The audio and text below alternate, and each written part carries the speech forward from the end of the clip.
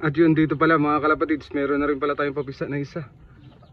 Yun, so good news mga kalapatids, dahil lalo sabay-sabay. So sabay-sabay nga natin silang game breed, sabay-sabay rin nagpisaan yung mga inakay nila. So nakikita ko na yung tuka, oh. Ayun, oh. Yun.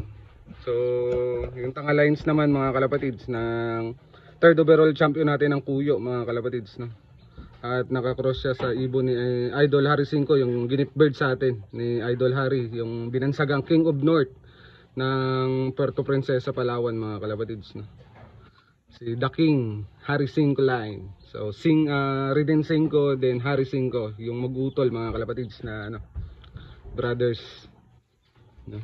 Yun. So ano naman to, test pair naman to, bagong pair naman ng Harry 5 natin. So lahat naman ng nagiging anak nito mga kalapatids ay nagbibigay talaga sa atin. So yung mga itong taon na to mga kalapatids, no, yung kumakana ng mga lahi ng ibon ay kay Harry 5 talaga. Yun.